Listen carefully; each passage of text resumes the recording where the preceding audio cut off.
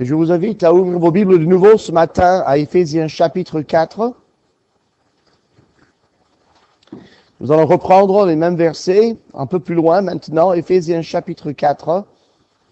Quand on voit tout ce qui se cache dans quelques lignes de la parole de Dieu, on comprend qu'une vie n'est pas suffisante pour approfondir et connaître cette parole.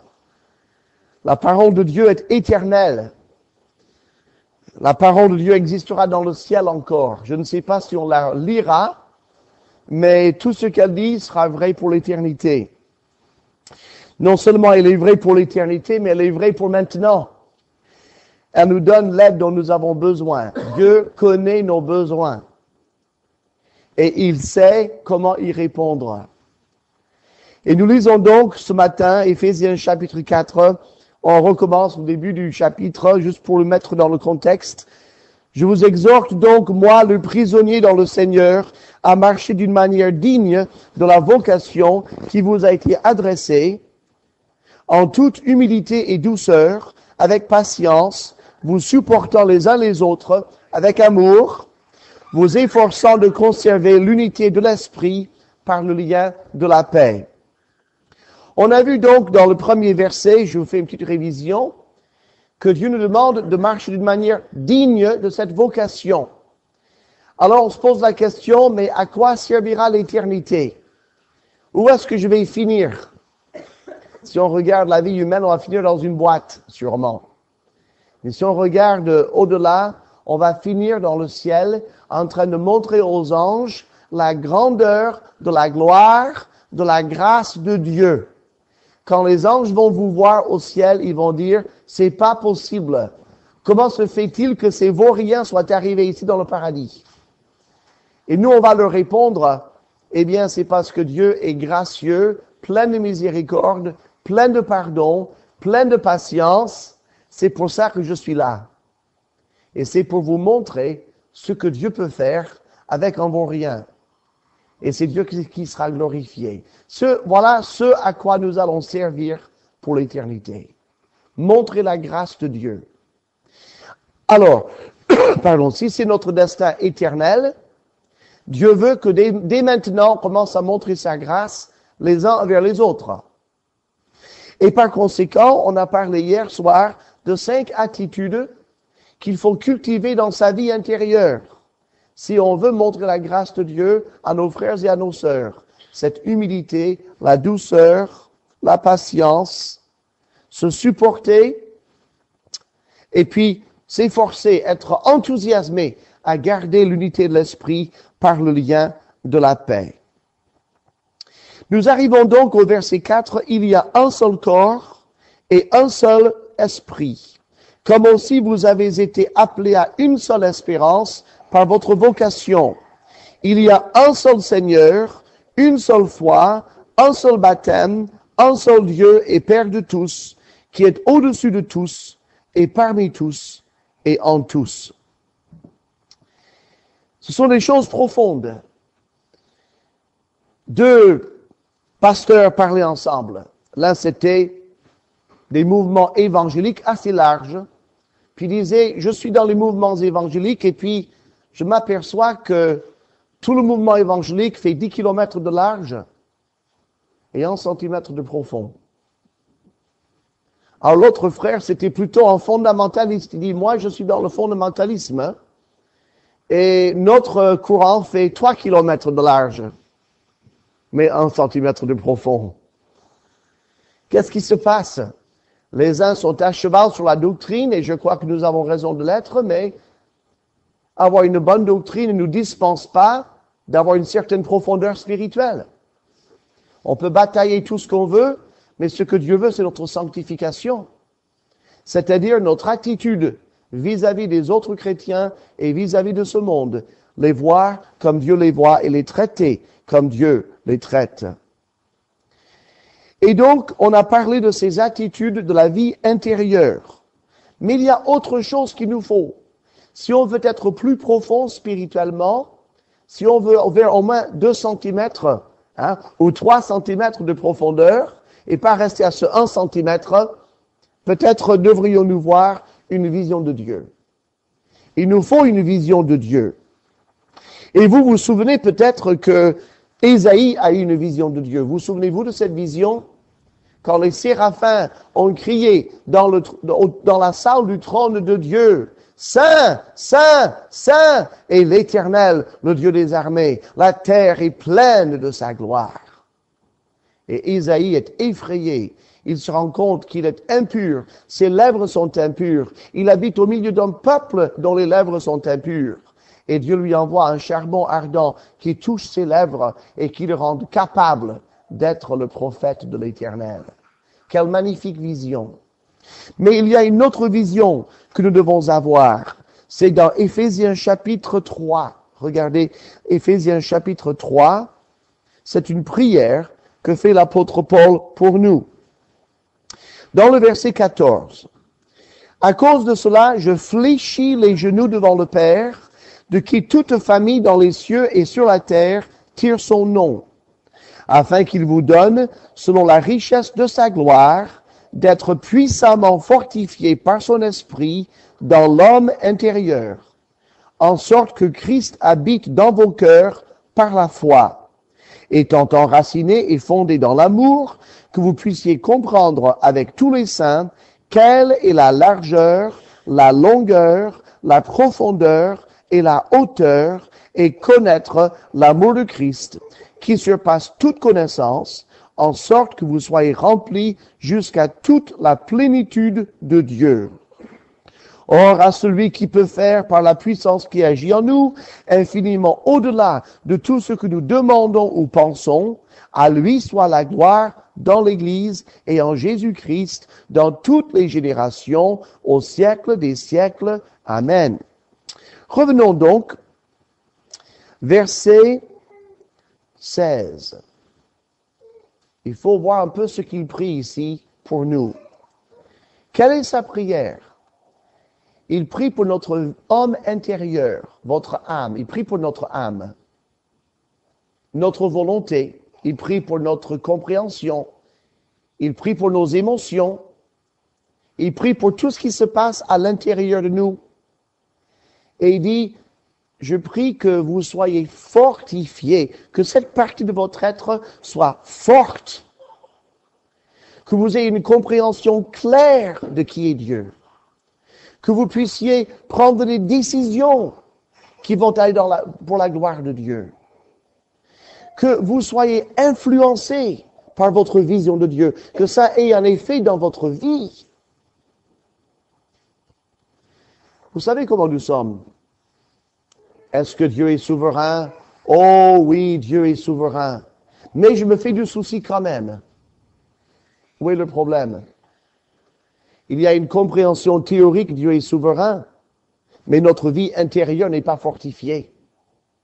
Puisque nous sommes encore troublés, nous sommes angoissés, notre théologie n'est pas descendue au point qu'elle commence à influencer notre caractère et nos réactions. Notre vie intérieure, donc, a besoin d'être fortifiée. Et c'est ça le sens de la prière. Non seulement cela, mais il dit, versets 18 et 19, il dit que vous puissiez être fondés dans l'amour et comprendre cet amour pour être remplis jusqu'à toute la plénitude de Dieu. Ça veut dire quoi?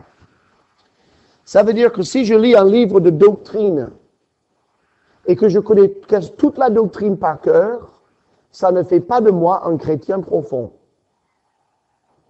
Mais si je prends ces choses, ces vérités, et je les applique à mon âme, et je dis, puisque Dieu est amour, je n'ai pas besoin de craindre.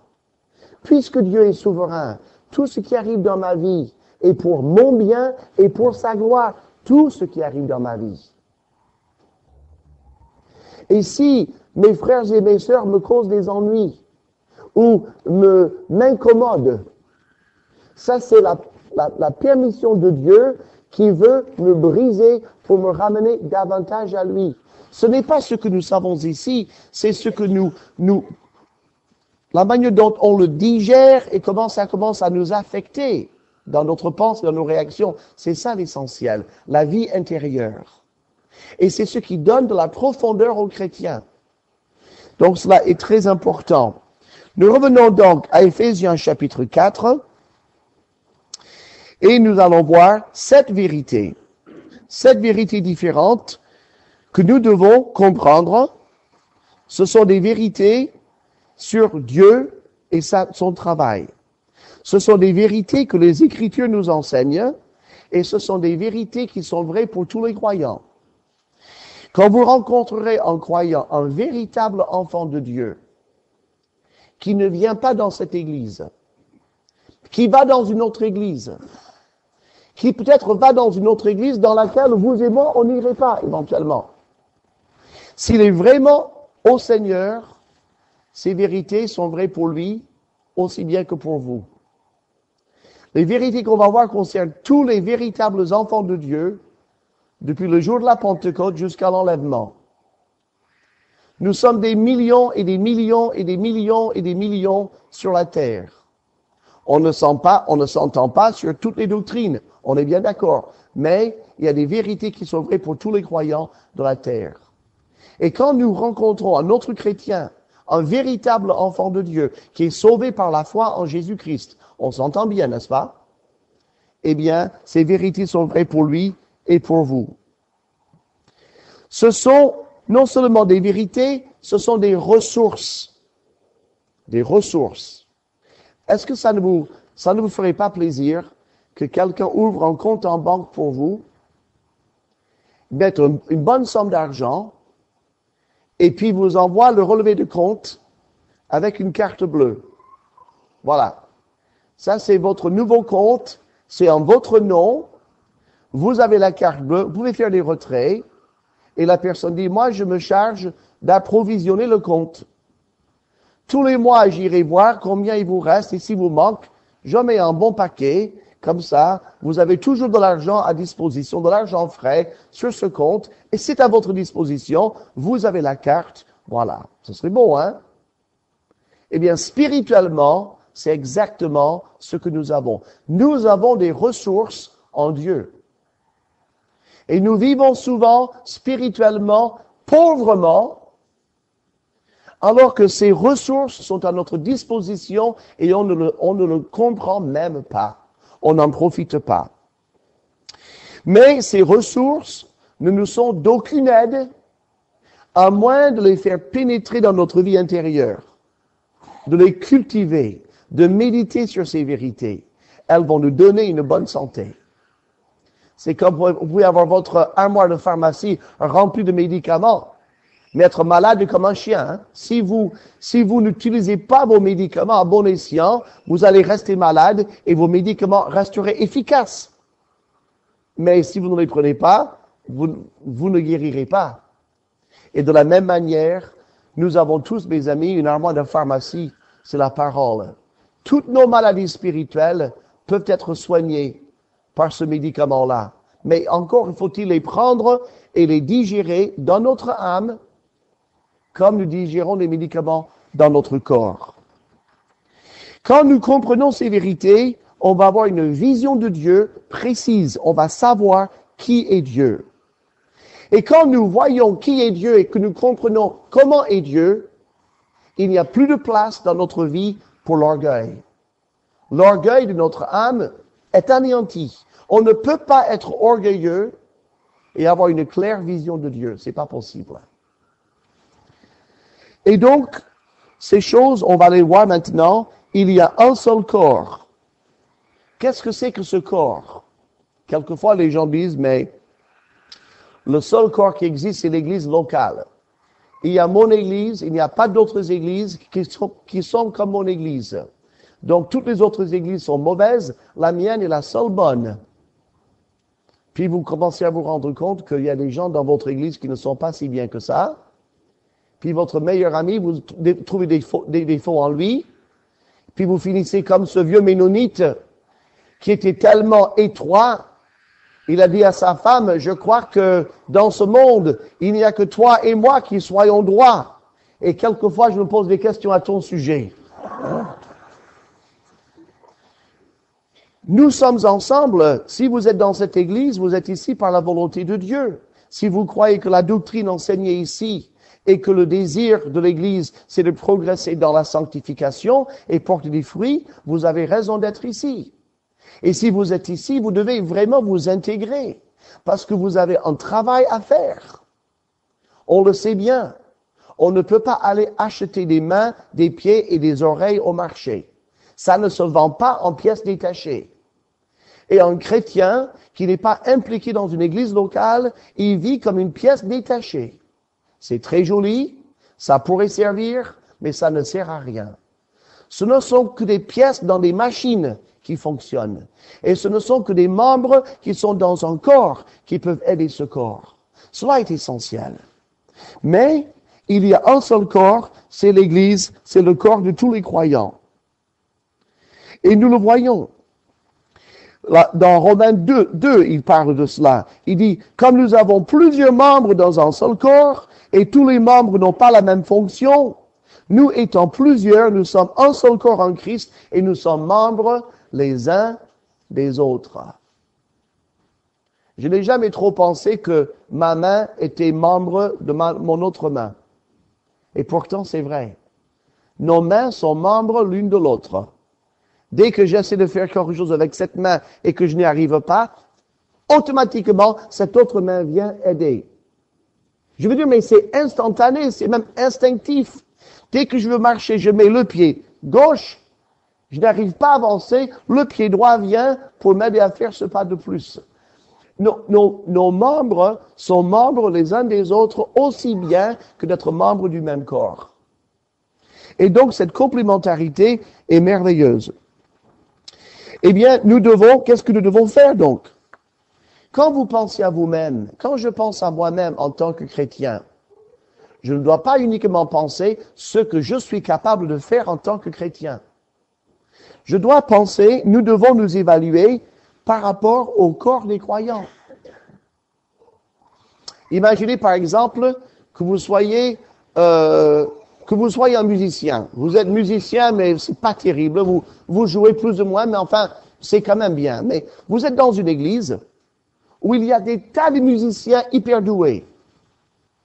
Vous dites, eh bien, je ne pense pas que je vais m'évaluer en ma qualité de musicien dans cette église. Je vais chercher un autre travail à faire dans l'église, puisque je peux ajouter un complément et vous allez développer un autre ministère. Par exemple, vous allez faire la vitrine d'évangélisation pour l'église. Parce qu'il n'y a personne d'autre qui sait faire de l'art. Comprenez? Vous quittez cette église, vous allez dans une autre, on vous mute, et vous tombez dans une église où il n'y a aucun musicien. Qu'est-ce que vous allez faire? Je dis, cette église a besoin de musiciens. Je ne suis pas formidable, mais je suis mieux que la plupart des autres dans l'église. Je vais mettre mon don musical à disposition du membre. Vous comprenez? C'est comme dans une famille. Chez nous, il fallait laver la vaisselle. On était 3 garçons. Alors ma mère faisait un tableau. Timmy, il lave. Tommy, il essuie. Et Danny, il range la vaisselle et lave la table, n'est-ce pas? Et puis le lendemain, c'était le contraire. Et il fallait apprendre à tout faire, n'est-ce pas?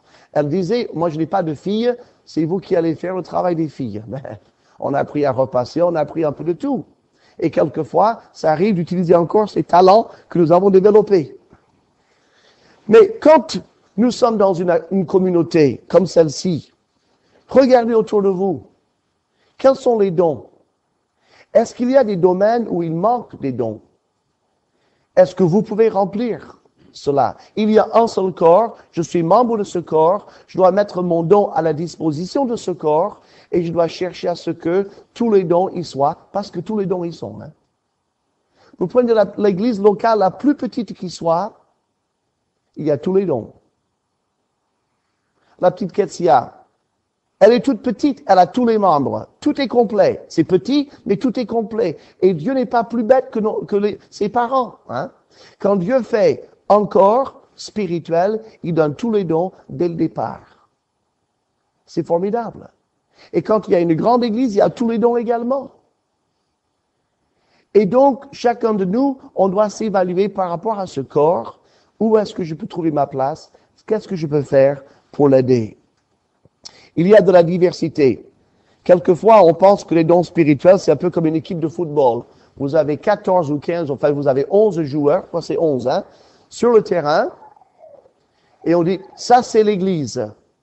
Mais dans une équipe de football, les 11 sont sur le terrain. Les 11 sont applaudis. Mais l'apôtre Paul n'a pas dit que le corps de Christ est comme une équipe. Il a dit que le corps de Christ est comme un corps. Où sont vos membres les plus importants? Vous dites, oh, mais mes mains, mes pieds. Ah non. Vous pouvez vous passer de mains et de pieds, mais vous ne pourrez pas vous passer de poumons, de cœur et d'estomac. Les organes les plus importants du corps humain sont cachés. On ne les voit jamais. Du moins, on souhaite les voir le moins souvent possible. Hein? Et pourtant, ce sont ces membres-là qui sont essentiels. Et dans l'Église de Jésus-Christ, l'essentiel du travail n'est jamais vu. Si vous faites un travail dans l'Église que personne ne voit, c'est peut-être un des travaux les plus importants. Tout comme votre cœur pompe inlassablement votre sang, vous ne vous rendez même pas compte jusqu'à ce que le premier infarctus, et pourtant, pendant des dizaines de milliers de vibrations, ce cœur a fonctionné sans se faire remarquer. Et c'est merveilleux. Et donc, ceci nous amène à l'humilité. La diversité, l'humilité, nous n'avons pas de vie en dehors du corps. Nous n'avons pas de ministère en dehors du corps. Nous travaillons avec la diversité, nous dépendons des autres frères et sœurs. Dieu veut cette interdépendance. Et quand nous comprenons ça, il y a un seul corps. J'en suis membre. Je ne fais pas tout, je ne peux pas tout faire. Je dois faire ce que je peux faire en harmonie avec les autres. Et quand ça affecte notre vie intérieure, nous commençons à avoir une vision de Dieu. La deuxième vérité, c'est qu'il y a un seul esprit. Un seul esprit, c'est le Saint-Esprit. C'est lui qui donne l'énergie au corps du Christ. C'est lui qui fait fonctionner le corps. Il est très facile, surtout quand les églises sont grandes et prospères. On demande à un membre, comment ça marche dans votre église? Oh, c'est formidable. On a un pasteur, il faut voir comment il prêche, mais c'est incroyable. Et puis, nous avons des musiciens, et ça part dans tous les sens, c'est formidable. On a même une batterie. Alors, vous imaginez l'excitation qu'il y a. Puis on a des drapeaux et des estrades, et on a des lumières, et puis on a des gens hyper doués, et puis on a des gens qui font l'imprimerie, et nous avons ceci, et nous avons cela, et c'est ça votre église? Ah oui, c'est formidable. Puis ça marche comme une mécanique bien huilée, toujours impeccable, tout est parfaitement décoré. C'est ça votre église? Oui, c'est ça mon église. Qu'est-ce qui manque? Qu'est-ce qui manque? Tout ça, c'est le côté organisation humaine, et ça a son importance. Qu'est-ce qui manque? La puissance du Saint-Esprit. Il y a des églises qui sont tellement bien organisées que si le Saint-Esprit s'en allait, personne ne se rendrait compte. Hein. Tout marcherait c'est comme un show, c'est comme un spectacle. On n'a même pas besoin de Dieu. On a des gens tellement doués qu'on n'a même pas besoin de l'Esprit de Dieu. Le chrétien, dans sa vie intérieure, doit intégrer cette deuxième vérité. Il y a un esprit, l'Esprit Saint. Et ce que ne fait pas l'Esprit Saint, on ne veut pas, on n'en veut pas. On n'en veut pas. Attention, ne tombons pas non plus dans l'autre piège, qui est l'attentisme. On est là. Qu'est-ce que vous faites au culte? Nous attendons le Saint-Esprit. Nous sommes passifs. On est là. J'espère qu'il parle à quelqu'un bientôt. Ça commence à faire long, le silence. C'est pas ça, le Saint-Esprit. Le Saint-Esprit ne fera rien pour nous que nous pouvons faire pour nous-mêmes. Il ne chantera pas les cantiques à notre place. Il ne prêchera pas les messages à notre place. Il ne témoignera pas à notre place. Il nous demande de faire cela. Par contre, on peut beau prêcher, seul le Saint-Esprit peut amener une conviction et appliquer la vérité au cœur. On a beau chanter, seul le Saint-Esprit peut faire que ce chant soit une véritable adoration. Et donc, le chrétien, quand il vient au culte ou quand il est dans le témoignage, il doit comprendre, je dois faire ce travail, je dois obéir à Dieu, mais je n'ai absolument pas la puissance de faire l'œuvre de Dieu. Dieu doit faire cette œuvre. Et je ne veux pas empêcher Dieu de faire son œuvre à travers moi. Un seul esprit qui seul peut faire l'œuvre de Dieu, avec lequel je dois et que je veux collaborer. Je veux être à sa disposition, être obéissant, être flexible, être ouvert à son influence. Lui seul que peut faire le travail à travers moi. Nous devons être organisés, mais nous ne devons pas avoir confiance dans notre organisation. Nous devons avoir des locaux aussi propres et jolis que possible, mais notre confiance n'est pas dans la décoration de notre local. Toutes ces choses sont essentielles, mais notre espoir est que Dieu va faire son œuvre dans les cœurs. Nous avons une troisième vérité, c'est une seule espérance. Une seule espérance. C'est quoi notre espérance? Si je prêche encore 3 heures, vous allez dire, mon espérance, c'est que le culte se termine bientôt. Notre vraie espérance, c'est le ciel. Notre espérance, dit l'apôtre Paul en Romains 8, c'est ce qu'on ne voit pas encore, mais ce que nous attendons avec patience. Qu'est-ce que vous attendez? Une hausse de salaire? Une meilleure maison? Ou est-ce que vous attendez la gloire? C'est la gloire. La gloire, le ciel, le paradis, la présence de Dieu. Nous avons un avenir. En Tite, il parle de cette bienheureuse espérance et la gloire, l'apparition de notre Seigneur Jésus-Christ.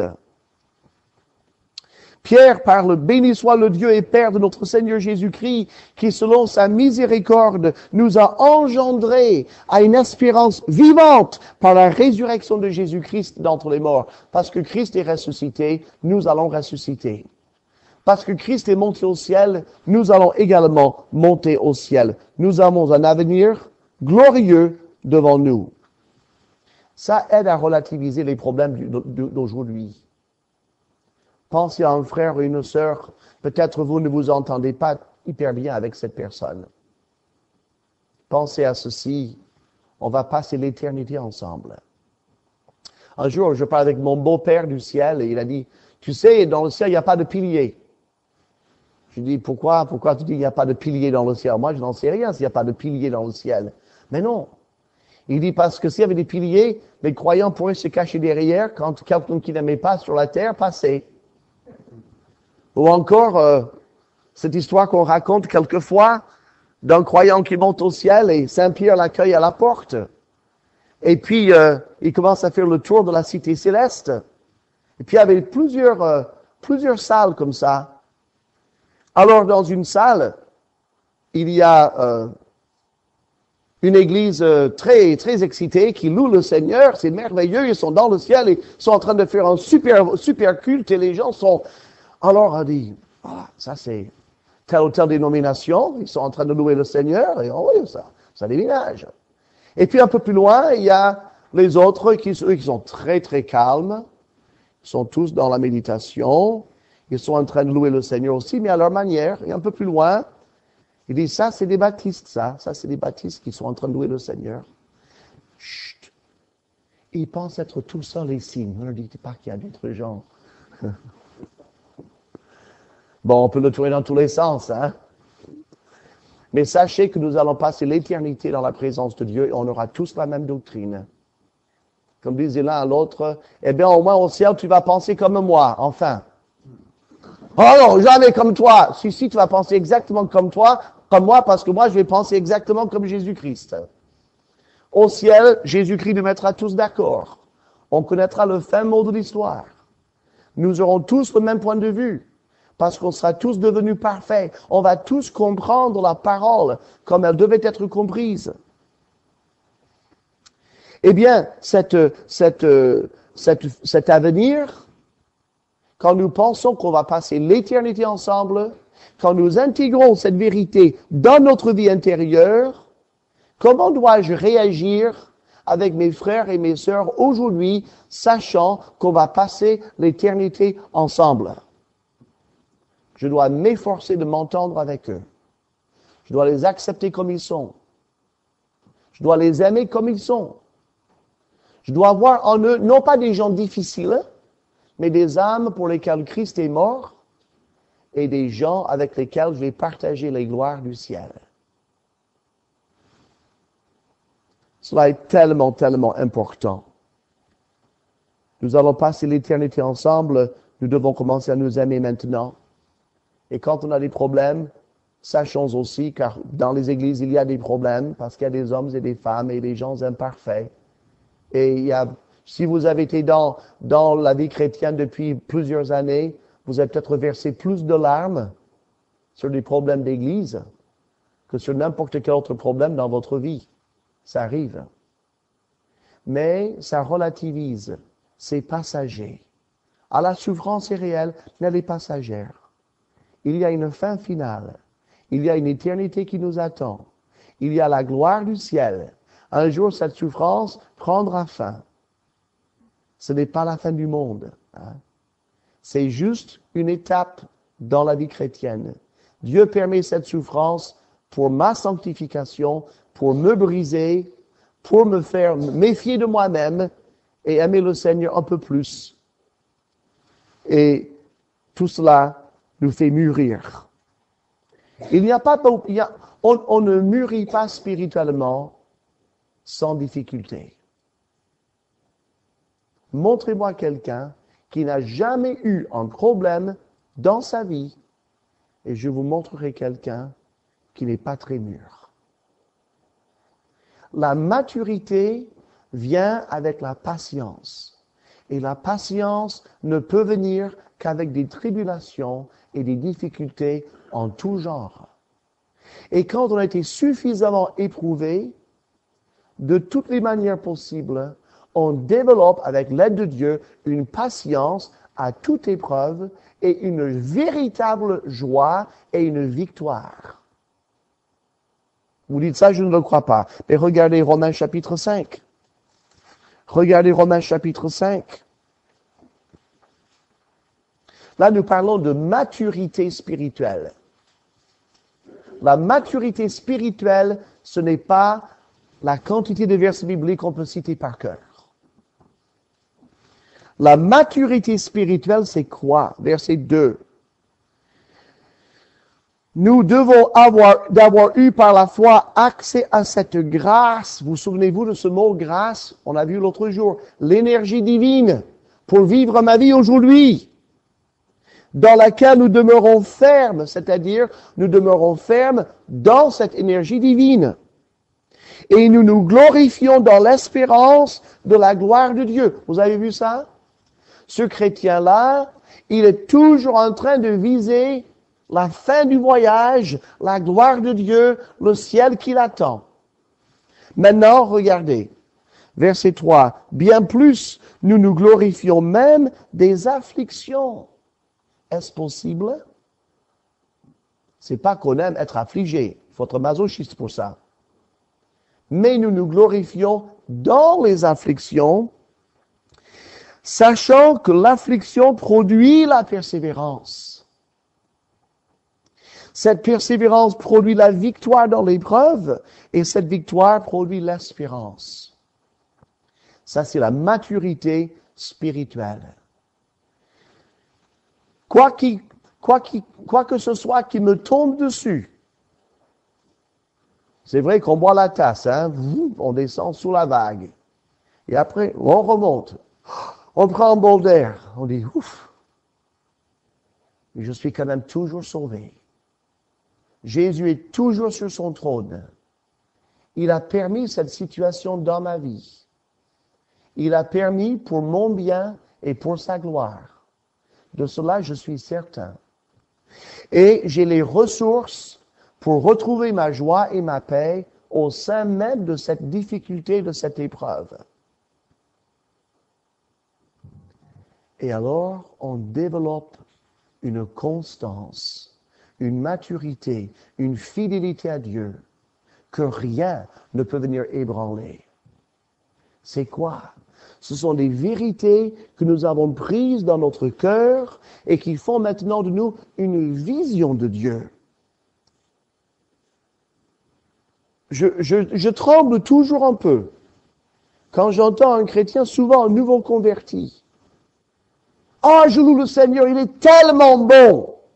Oui, il est bon. Oui, parce qu'il m'a donné un travail. Alors là, vraiment, il est super bon. Je tremble toujours. Pourquoi? Parce que Dieu ne permettra pas uniquement le bon dans sa vie. Il permettra aussi le mauvais. Et s'il dit, Dieu est bon parce qu'il m'a donné telle bénédiction, comment sera Dieu quand il permettra les épreuves? Et voici ce qu'on entend. Ah là, moi, je ne viens plus. De toute façon, là, Dieu, il m'a déçu. Et qu'est-ce qui s'est passé? Ben, j'ai perdu mon boulot. Il me l'a donné, il me l'a enlevé, il se moque de moi, c'est pas possible. Mais il veut me faire souffrir ou quoi? Mais c'est quoi comme Dieu? Que s'est-il passé? Cette personne n'a pas une vision de Dieu. Cette personne ne comprend pas qui est Dieu et ce que Dieu veut faire. Et donc, Dieu le déçoit. C'est pour ça que cette vision de Dieu est essentielle pour nous, si nous voulons grandir et survivre dans les épreuves, et que les épreuves nous permettent de mûrir. Il y a une seule fois, dit le Seigneur, numéro 5, là, 5e, il y a donc un seul Seigneur, c'est Jésus-Christ, bien entendu. Nous sommes attachés personnellement à Jésus-Christ, et puis il y a un seul Seigneur, plutôt une seule foi. Une seule foi, c'est quoi cette foi? Ce n'est pas la foi, la confiance. Quand nous parlons de foi dans la Bible, il y a 2 ou 3 définitions. J'aimerais vous en montrer une. C'est en Jude. Juste avant l'Apocalypse. Jude, verset 3. Jude, verset 3. Jude, c'est le demi-frère du Seigneur. C'était le fils de Marie et de Joseph. Il dit, bien-aimé, alors que je désirais vivement vous écrire au sujet de notre salut commun, il voulait écrire une épître sur le salut. Il dit, je me suis senti obligé de vous envoyer cette lettre pour vous exhorter à combattre pour la foi qui a été transmise au sein une fois pour toutes.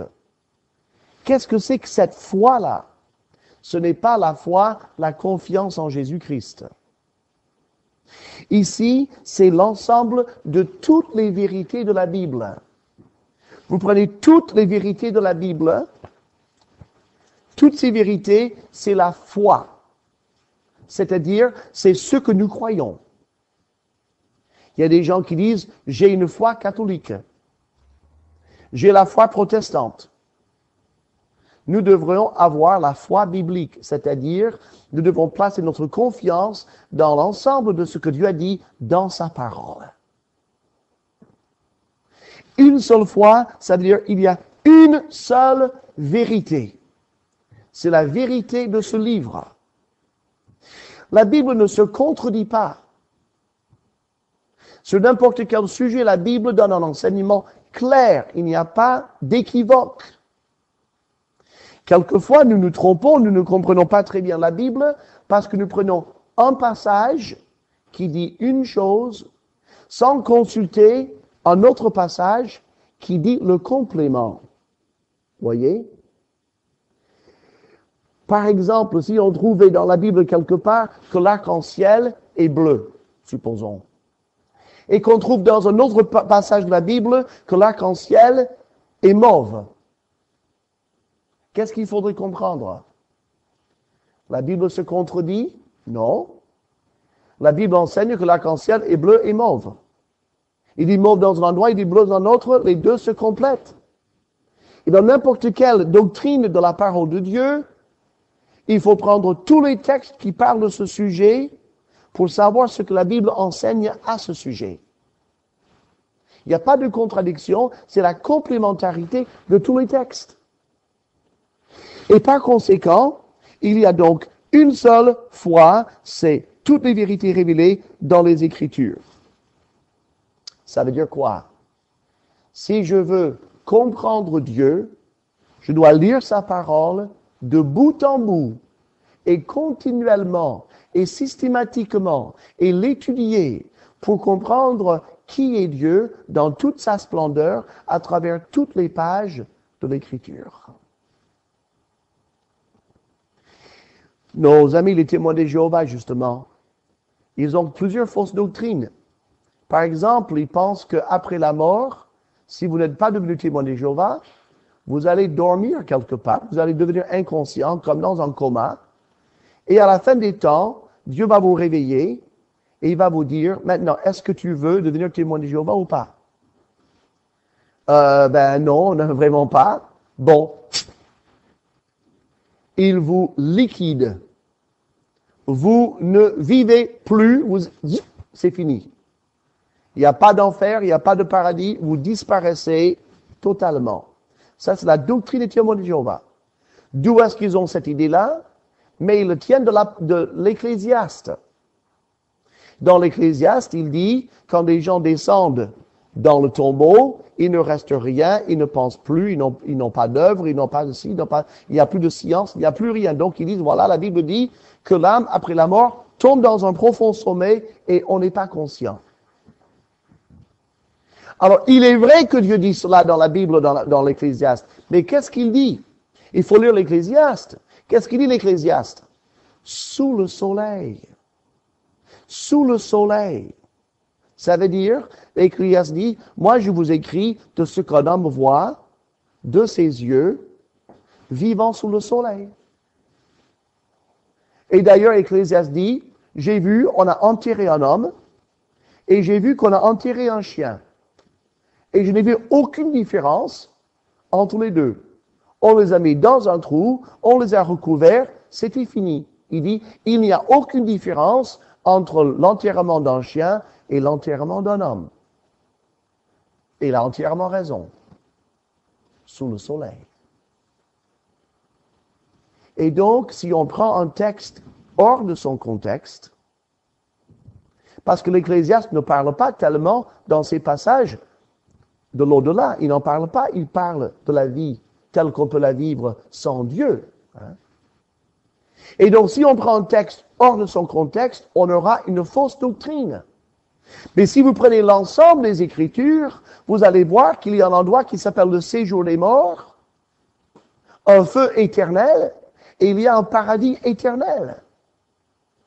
Et par conséquent, nous devons lire cette parole d'un bout à l'autre, comprendre le contexte, ça s'explique assez aisément, et comprendre Dieu dans tout ce qu'il est à travers toutes les pages qui nous le présentent.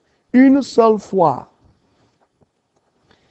Et malheureusement, c'est à cause de cela, c'est parce que les enfants de Dieu lisent la parole, et quelquefois, on la lit imparfaitement, et on ne tombe pas d'accord, et on ne peut pas toujours, même entre enfants de Dieu, tous être dans la même église, c'est bien malheureux. Mais les uns ont un certain point de vue, les autres en ont un autre point de vue, qui empêche de faire un travail ensemble. Si vous avez deux enfants dans une même chambre, et un enfant dit, je veux que la chambre soit peinte en rouge. Et l'autre enfant dit, je veux que la chambre soit peinte en bleu. Et si vous n'arrivez pas à les départager, et si personne ne veut céder, eh bien, ils ne pourront pas vivre dans la même chambre. N'est-ce pas? Parce qu'ils n'ont pas le même point de vue, ils ne veulent pas céder. Bon. Donc, on les mettra deux chambres différentes, l'une en rouge, l'autre en bleu, au moins on a la paix. Mais où est la vérité, en tous les cas?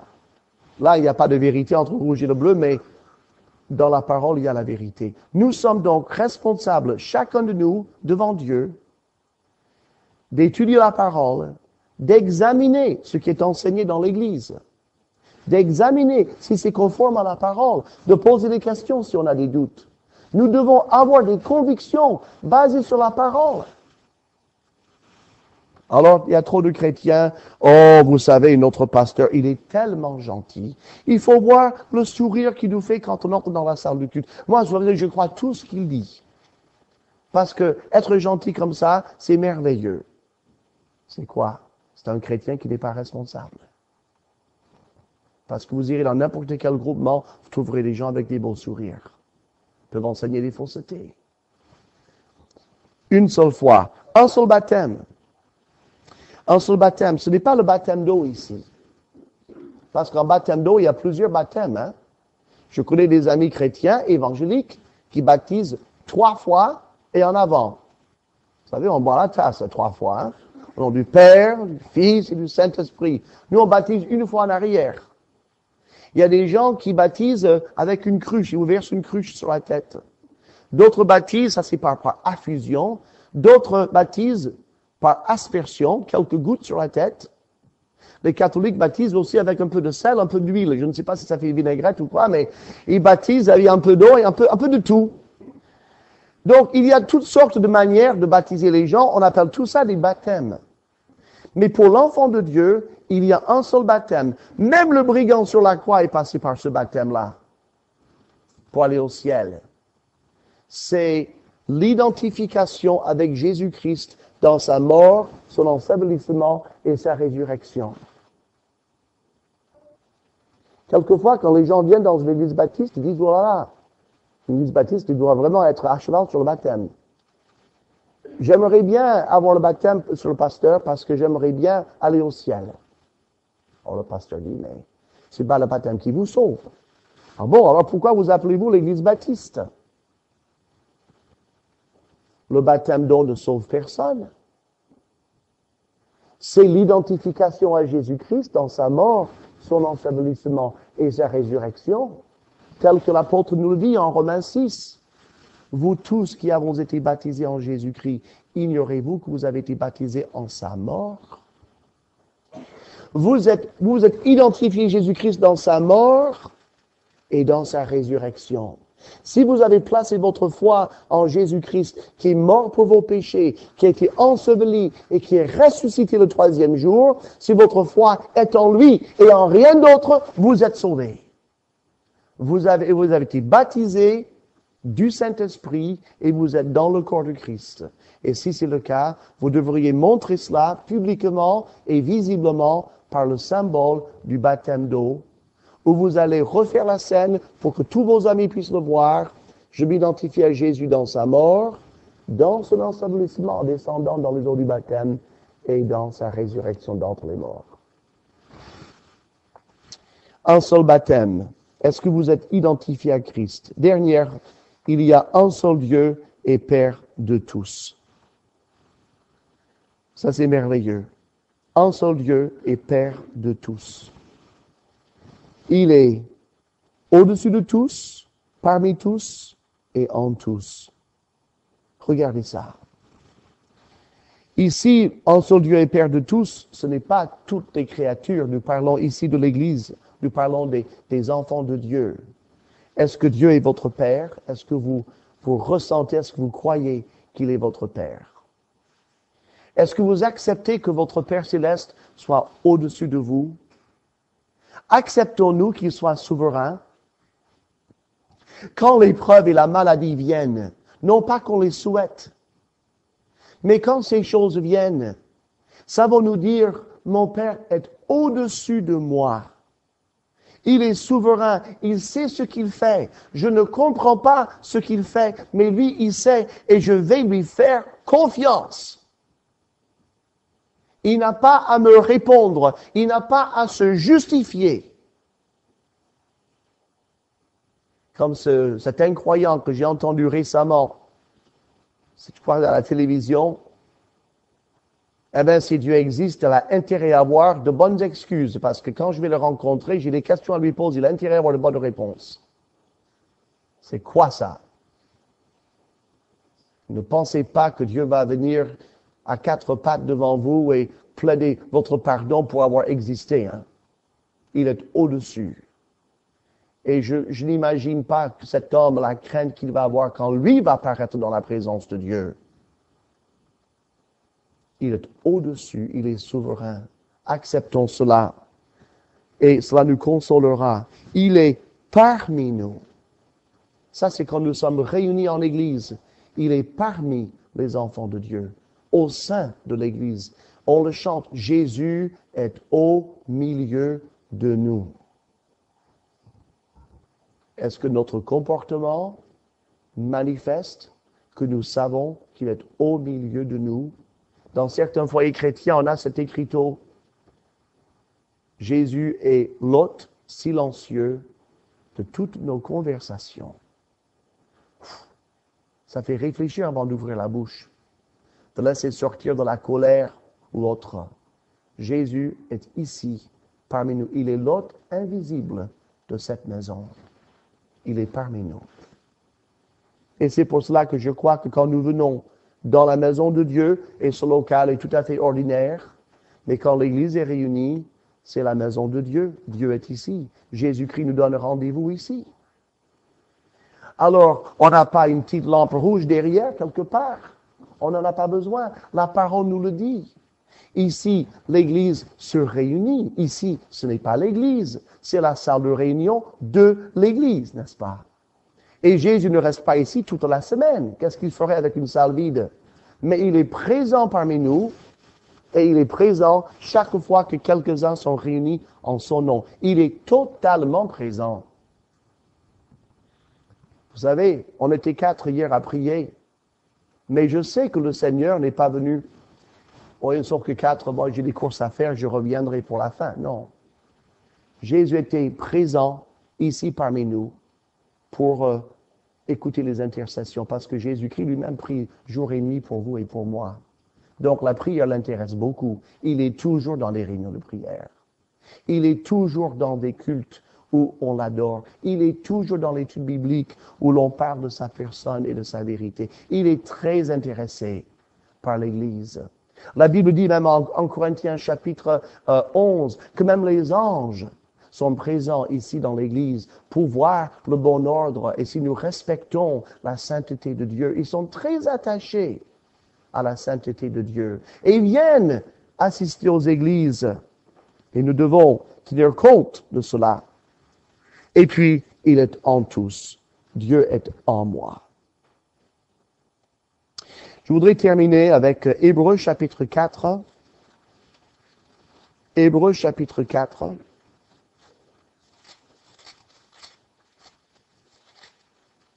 Alors, il y a donc ces 7 vérités. On vient de les voir.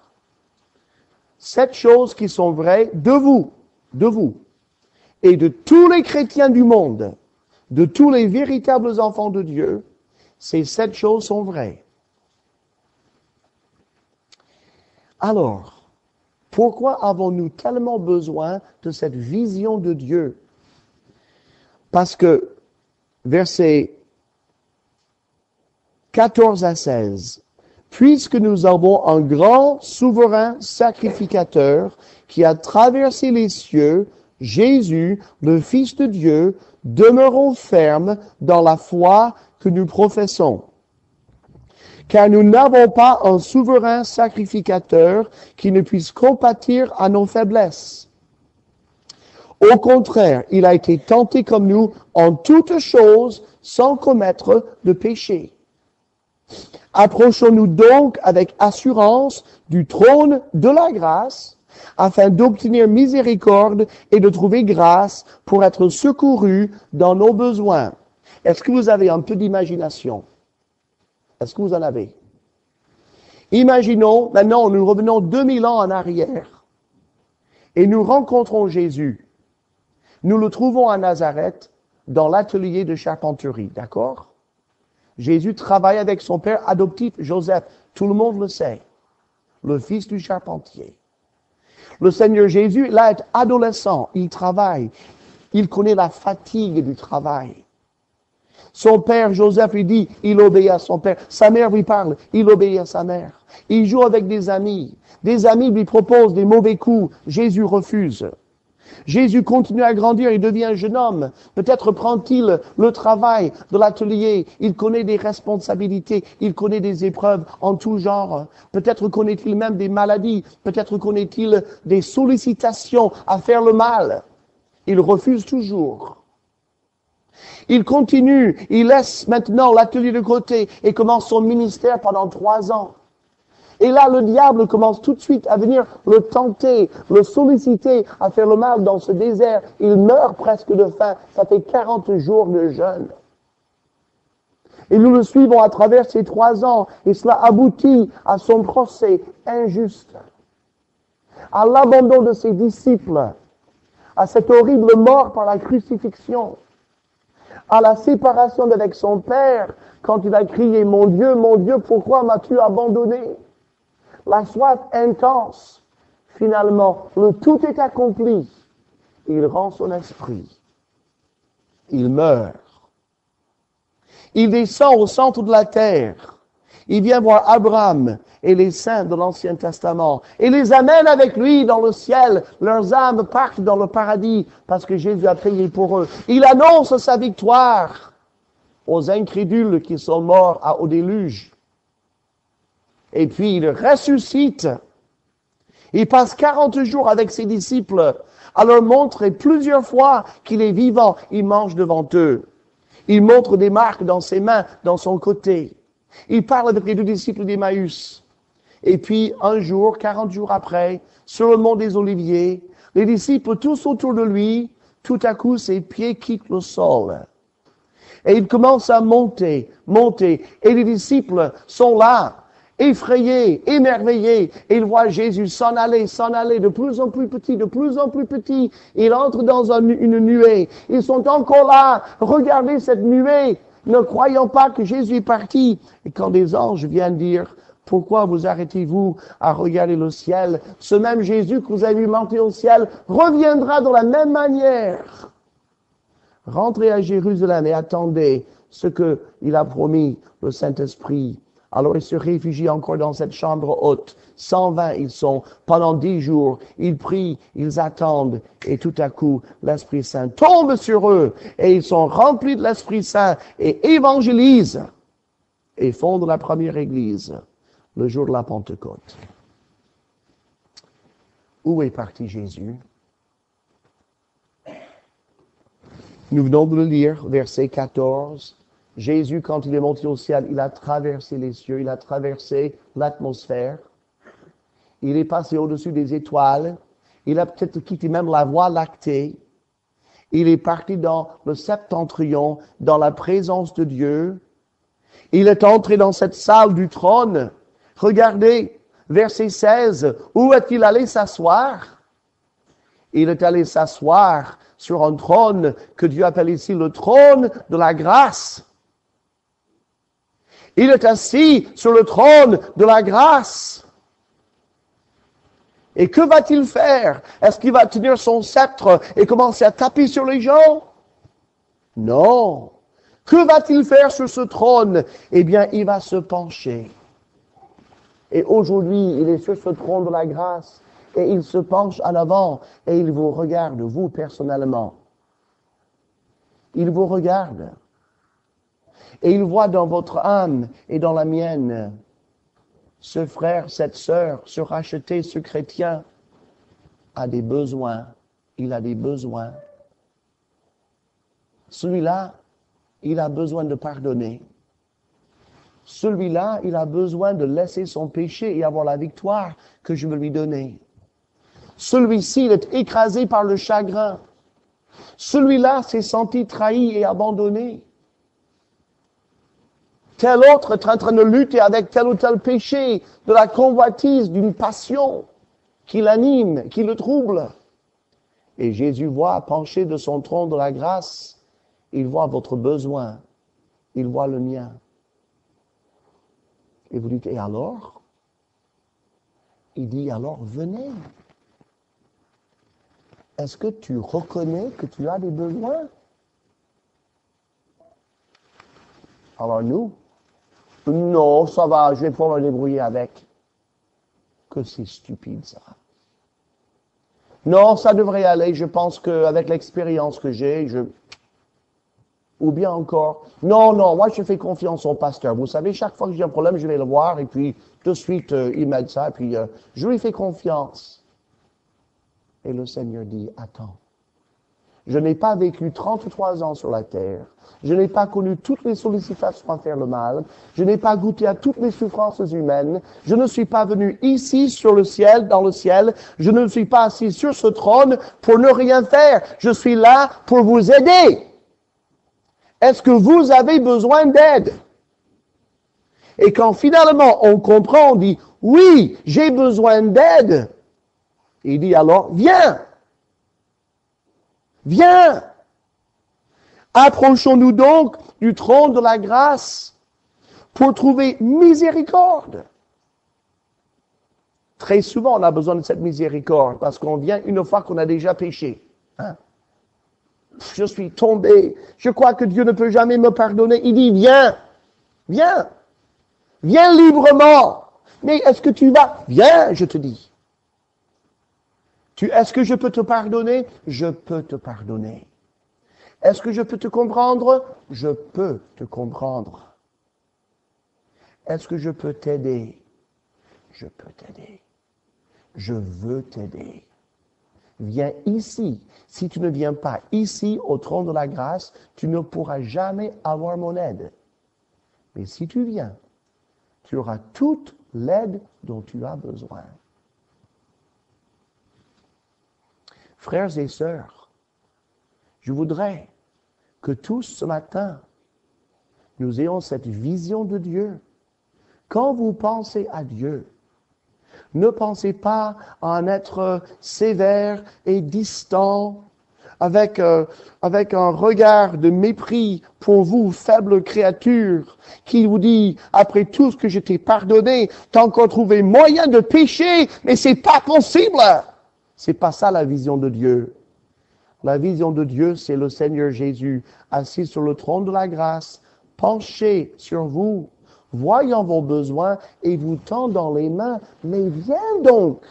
Quand est-ce que tu vas comprendre que tu as besoin de mon énergie divine? Quand est-ce que tu vas venir systématiquement avouer ton besoin? Quand est-ce que je pourrai t'aider?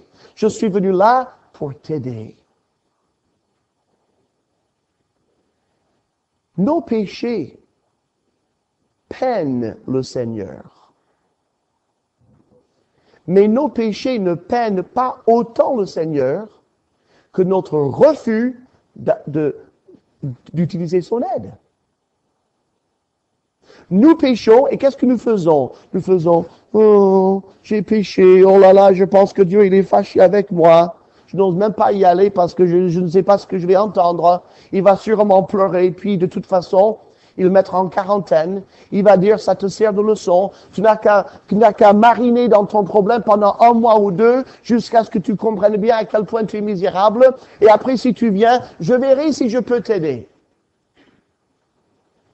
C'est comme ça que nous imaginons Dieu. Et c'est le diable qui se frotte les mains. Dieu est un Dieu qui peut vous aider et qui veut le faire. Il a tout fait pour faire cela. Et c'est ce qui le préoccupe aujourd'hui, pour vous et pour moi, pour nous venir en aide dans notre sanctification. Une vision de Dieu. Prions.